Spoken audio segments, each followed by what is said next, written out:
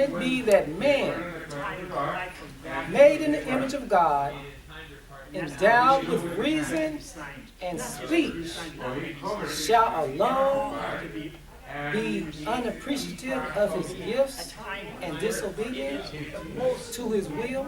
That's a question, right? That's all he could say. Shall rational beings alone cause confusion in our world? And they sure have been doing it right. Rational. See that? They can reason, they can divide, but they cause confusion in the world. Regarding these signs, the Bible How? says also that they are Is the question. will What be methods? different of the Anybody have the fact answer? that the world that existed before this one What methods do False they use? doctrine. same way. False doctrine. I've got a verse, Ecclesiastes chapter 8, verse 8. There is no man that hath power over the Spirit to retain the Spirit, neither has he power in the day of death. There is no discharge in the war, neither shall wickedness deliver those that are given to it. And so you have these verses, and you find these things. And where I'm finding them, I'm reading around the Adventist literature of proof texts. I'm starting to read all around all those proof texts, and I'm finding all these things. And so we need to expand our study around the proof text and find all these things, because they're everywhere. It's a remarkable thing. They're everywhere. That's what we're doing in Sabbath school up there where we live. We're starting to read around all the proof texts, and I'm telling you, it is unbelievable. Take your word and start reading around it. How it connects the dots. Everything. That's Ecclesiastes 8:8. What? You know, I wanted to comment on this one part of the second to last sentence. It says, shall alone be unappreciative of his gifts and disobedient to his will.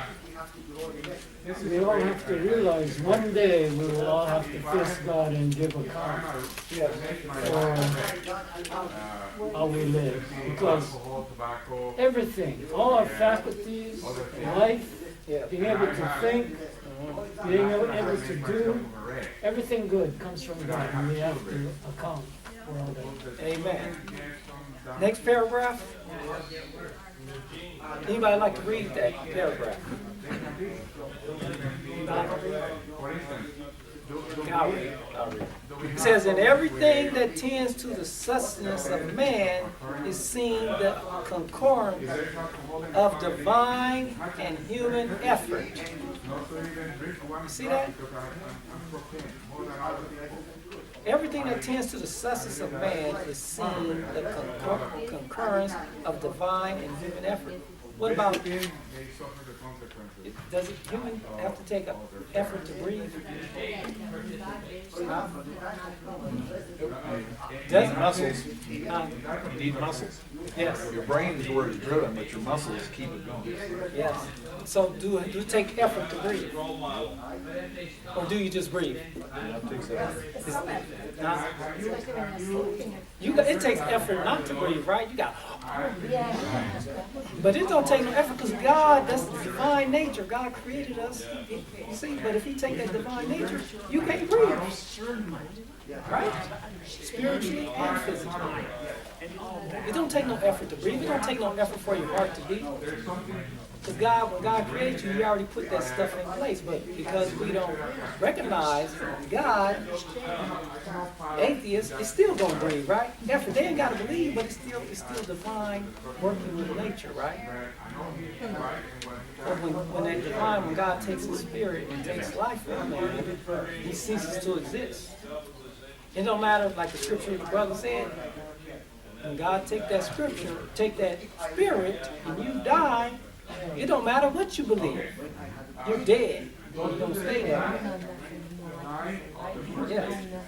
Yes, you're not going to know nothing. You're going to cease to exist. It don't matter how hard you try to live. No matter how hard you try to breathe. No matter how hard you try to get that heart to pump blood, it's going to stop. See? So that's that divine and human. God wants us to cooperate with the divine. Something's going to have to do because God naturally gives to us because He blesses us with it. He sustains us with it. Just to go a little further, how when you said to breathe, our lungs. And when the Bible says, I will put my law on their inward parts and write in their hearts. And when you look at the lungs, Ten Commandments. Mhm. Because that's the law. That's And right. we can't have, you take that out, say, you take your lungs away, you ain't gonna be able to breathe, right? You'll be dead, basically, unless you have an artificial. So it goes to show you how the law, how God designed us. We are perfectly and wonderfully made.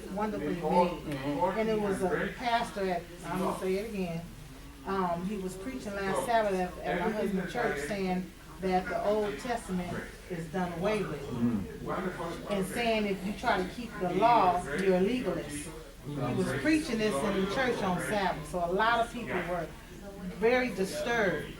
And so I said, oh, I'm glad I wasn't there. But this is another way. This is this new charismatic type of theology that's going on in the church. That's the torch of false prophecy. Ellen White talks about when we preach from our pulpits, killing from the hellish torch of Satan in our pulpits. So that's another fulfillment of prophecy. Go ahead, brother. I was following a car yesterday. I've been down here for a couple of days visiting, and this guy was smoking a bong. And obviously, they put out a lot of smoke, big black puff of smoke. So, the lungs of God, the brain that is driving the intensity of breathing, he was now using for corruption. Now, you have to say to yourself, is the lungs corrupt? No. But you are driving it by choice. So, you're working within the Spirit of God while corrupting yourself. And so I asked myself a couple of questions. How is it the world at the end will make it at all? And when he removes his spirit, the whole thing's going to collapse. And you have to know that. So the question is, which side of the fence you're going to be on? The ones that are cooperating with the Spirit of God, or the ones that are cooperating with the Spirit that is using God's Spirit for rebellion? This is really the question. Hold that, Lloyd. I want to comment on that picture she just showed. The lungs, right? What is in that area right there? Heart, knees. The heart, right? What's the heart? What's the heart in the law? What's the heart? Seals God. And where is that at? The Sabbath. You see that? So even your own body is a testimony to God's goodness and His law. You got the heart right inside the lungs of the Ten Commandments, which is the remembrance of Sabbath day. What keeps the spiritual life pumping? And he reminds us Keeps what the our 10 sanctuary fingers and our pumping. 10 toes. The heart is the That is sanctuary. law. You know, along the lines talking about due to amalgamation, man is interfering with a natural law. You know that GMO crops, the Roundup that's being put into the crops. MIT has come out with a statistic. By the year 2025, one out of how many will develop autism? Do you know what this, you want to guess what that statistics? What, 100%? Huh? 1 over 2? That's right. 1 out of 2. Can you imagine that? 1 out of 2 kids is going to be autistic. By what year, Lord? 2025, you said? What? What year did you say? By 2025. MIT has come out with this study or statistic. 2025. Even if it's not 1 out of 2, let's say it's 1 out of 5, it's still terrible. It means it's rapidly And then on top increasing. on top of that, you got the vaccines, which also Oh, cause. that's right. I was going to mention that. Vaccine is also a culprit in autism. Yes. But what I wanted to bring out is how long can we wait? Yes, Is if it's that here the by crisis 25. coming soon? Yes. Look, 1 out of 2. Well, was God going to allow this to keep going on? And the other 2 gonna get vaccinated. So that's probably. They pushing that flu shot like water. In line with this, if when you buy food, look at the ingredients. If calcium carbonate is in it, don't buy it because look at calcium carbonate. It is almost in every packaged food, and it is so devastating. It destroys it. Baking soda?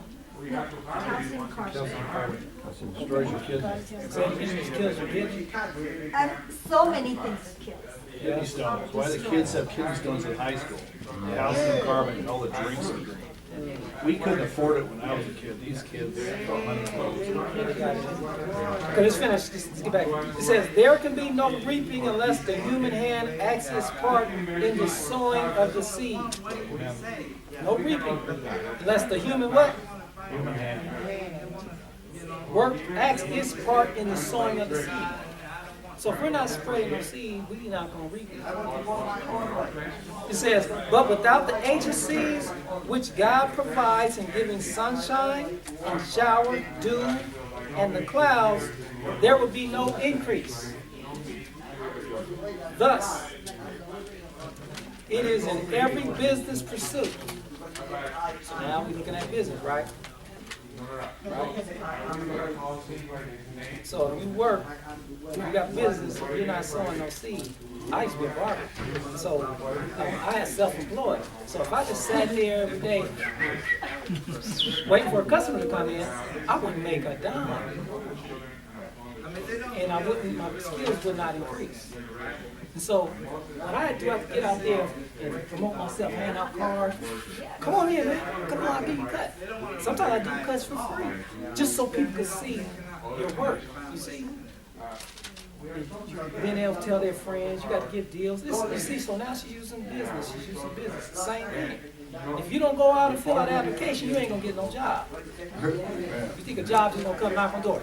Hey, who is it? Job? No, you ain't going to get no job.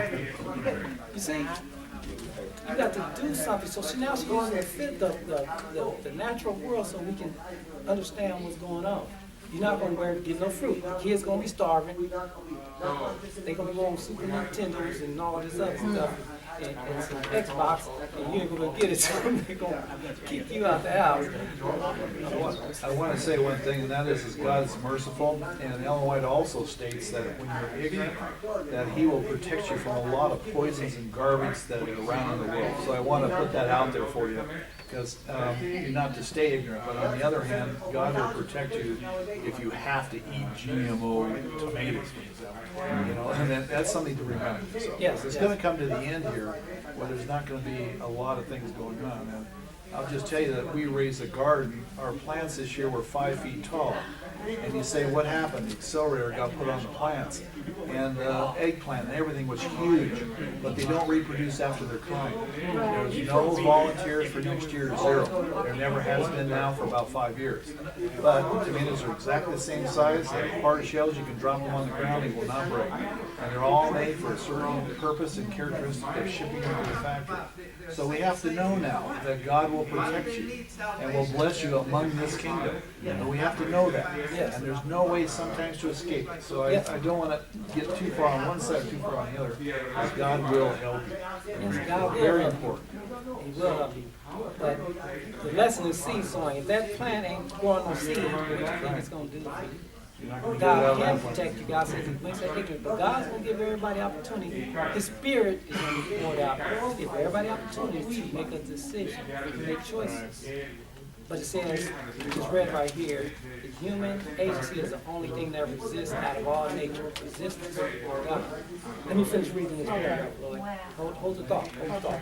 It says, thus it is in every business pursuit, in every department of study and science. It leaves nothing out. Thus, it is in spiritual things, in the formation of the character. Spiritual things, the formation of the what? And in every line of Christian work, every line of Christian work, that law goes forward. It's going. It says, we have a part to act. You can't just sit there and wait for the job to come to you. We have a part to act. But we must have the power of divinity to unite with us, or our efforts will be what? In vain. That's a very important statement. Very, very important statement. If we don't have the power, remember the last days, the church is gonna profess to be Christian, but they're gonna deny the power thereof. See, they're preaching the humanity gospel, but they're not from the power. It says they're gonna have a form of godliness, but denying the power thereof. So, two things. The first one is what you're talking about. Tell me, if one does not have the power of divinity, whose power will be on? Yes, a satanic power. Satanic. So we are not, the point is to make, we are not our own. There's a spiritual warfare going on. One power or the other is in control of us, and we need to know which power it is. And the way you know is by That's right. Are you faith? The way And you who think. you serve. who you think. What's coming out of your Who are mouth? you serve? If the law of God is done away coming out your mouth, that's not the power of God. Oh, one more thing, real quick. Seed sowing. When we buy seeds, what do we need to be sure we have to get? What kind of seed? Go ahead and tell us. Organic. That's right. Okay, so stop. Otherwise, it's going to be GMO. Yes. Okay, so it says, whenever man accomplishes anything, back to Christ's lesson, whenever man accomplishes anything, whether in spiritual or temporal lines, he should bear in mind that he does it through the cooperation of his who? Anchor. Maker. Amen. Read that one more time. He should bear in mind that he does it through the cooperation of his maker. Anything you do or anything you accomplish, it's through our maker. See that? That heart that was in that Ten Commandments. You see? So we can't do nothing, we can't accomplish nothing. It's God who gives the gifts. It says, there is great necessity for us to realize our dependence on God. A great necessity. What does that mean? That we must realize our dependence on God. A lot of times we be like, you know what, I just woke up this morning. I'm not going to read my Bible this morning. Thank you, God, for waking me up, right? Then they would be worshiping you on the seventh day. God is good all the time, all the time. God is good, right? That's not recognizing your, you see, your Creator, He wants to instruct us, give us daily instruction to how we should live our life. And not just a word service. It says, there is great necessity for us to realize our dependence on God. It says, too much confidence is placed in man. Too much reliance on human inventions.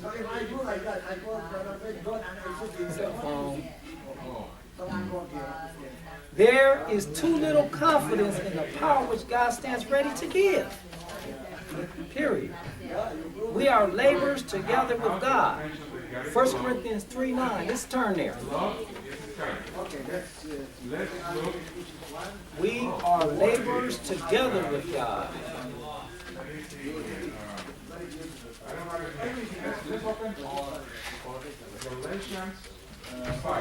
First Corinthians 3:9. 1 Corinthians 3:9.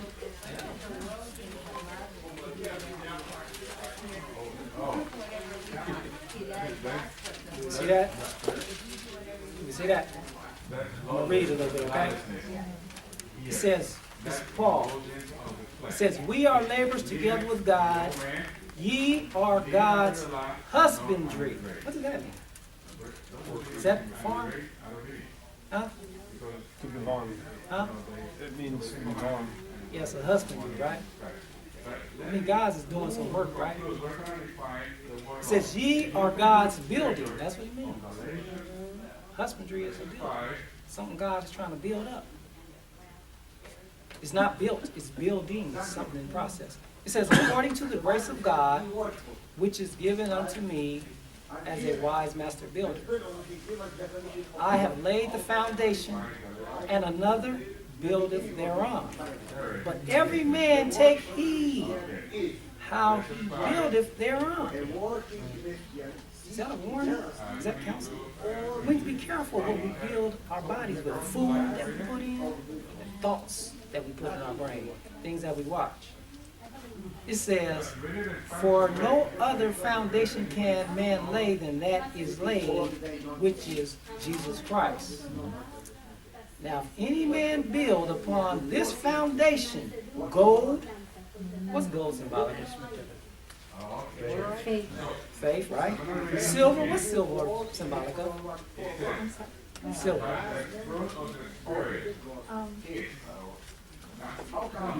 You see the sanctuary right there? You see the posts around the sanctuary? Do we know what's on the top of the posts? Silver chapters. Purity, purity, silver. The word of God is pure. It says, precious stone. Where's the precious stones at in the sanctuary? The high priest. It's on the breastplates, the heart, the 10 commandments of God. You see that? It says, wood. Where's the wood at in the sanctuary? Altar, burnt offering. Fence posts, everything. So wood is symbolic of humanity. So you got divinity and you got humanity together. Wood. Wood, symbolic of man. Hay, you know, hay is symbolic of tares, right? Shaft, wheat, that shaft that's going to be burned in the fire. Men's teachings. And stubble. Stubble, you know what that is, right? Nothing. It says, every man's work shall be made manifest, for the day shall declare it. What day is going to declare it? Latter days. Jesus Christ comes again. Because it shall be revealed by fire. Trials. The fire shall try every man's work of what sort it is. It says, if any man's work abide which he hath built thereon, he shall receive a reward. So we're supposed to be building, and our building is supposed to be to show ourselves approved unto God. And the trial, the test is going to come, and if our test is built upon man's sayings, man's teachings, instead of divine sayings and teachings, the work is not going to stand. But if it's built on the faith of Jesus Christ and nothing less, it's going to stand. And you're going to receive a reward. It says, if any man's work shall be burned, he shall suffer loss. But he himself shall be saved, yet so as by fire. Remember, fiery trials. Just like Shadrach, Meshach, and Abednego, they had to go through some fire, didn't they? They faith stood the test, right? Right? Because their faith was founded on the Word of God. And they also practiced the health message to help them get through. All the rest of Seventh-day Adventists, what did they do when the trial came? Because remember, it only talks about 3, right? What did the rest of Seventh-day Adventists do when the trial came, when the fire came? Bow down. And they worshiped the image of the beast. So now it says, now verse 16 says, know ye not that ye are the temple of God, and that the Spirit of God dwells in you? If any man defile the temple of God, him shall God destroy. For the temple of God is holy, which temple ye are. See that? So we have to make sure, we need to take heed of what we build upon, what we take into our bodies, physically and spiritually. If we don't, this is straight instruction from the Word of God. You see it? It's from the Word of God. I wanted to comment. You mentioned temple, but husbandry refers to something similar to temple. Let me read 2 Chronicles 26:10. Also he built towers in the desert and digged many wells, for he had much cattle, and both in the low country and in the plains. Now listen to this. Husbandmen also, and vine dressers in the mountains. So what is husbandry? That's the vineyard. And the husbandman takes care of the vineyard. And the husbandman is the father, and we are the branches. So that's But another way is we are the vineyard. yes, that God and the husbandry is the one who takes care of the plants and gives the substance. husbandman takes care of the plants. I'm going to finish reading this paragraph. It says, immeasurably inferior. Immeasurably inferior is the part which the human angel sustains. You can't even measure it. Okay. Small, okay. Very, very small. It says, but if he is linked with the divinity of Christ, he can do all things through the strength that Christ imparts. Period. Do you see that? You see that? And then people always like they use that scripture, right? I can do all things through Christ which strengthens me, right? But then they always complaining. You see, they always complaining, right? When Christ says, God says, I'm going to supply all your needs, right? And so, but he says, but if he is linked with the divinity of Christ, he can do all things through Christ that Christ imparts. We gotta go though. Hebrews 13:21, make you perfect in every good work to do his will, working in you that which is well pleasing in his sight through Jesus Christ unto glory forever and ever. The final goal is Hebrews 13:21. So you need to always remind yourself. Yes, yes. That's right. So God is good. I just wanted to share right quick. If anybody even have their phone on them, just type in Google, go to Google, type in Oracles of God, and then put SDA. Just put SDA to the side. And when the links come up, watch, they will not open. Yeah. Google, it's mind-boggling how they are removing everything, especially the present truth right now. But where are they getting it from? How do they know? They're getting it from the person that they done made agreements with, which is papacy. And so God just wants us to be aware of these things. We started off dealing with how she talked about a prophet coming. So we got to test everything with the word of God and the spirit of prophecy. Because it's a test coming to God's people. And it says the test is meant to deceive God's people and draw them that are supposed to be God's people back into the world or into some false religion. So let's kneel in prayer. Would anybody like to close with a word of prayer? Anybody? Okay, William, anybody like to pray? Go ahead, Gracie.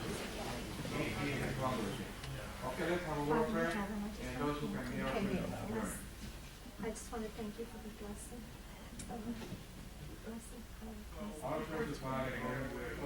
To show us or direct us and point us to the truth. And when trials come away, when false prophets come away, with your power, with your strength, we will be able to tell the difference and make the right choice.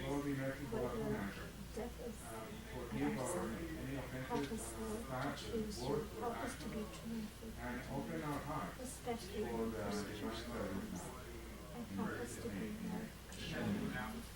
Help us to spend more time on our knees, Lord, and Lord, that we will be able to choose Christ. Be with us, Lord, as we go, as we say, to the divine self.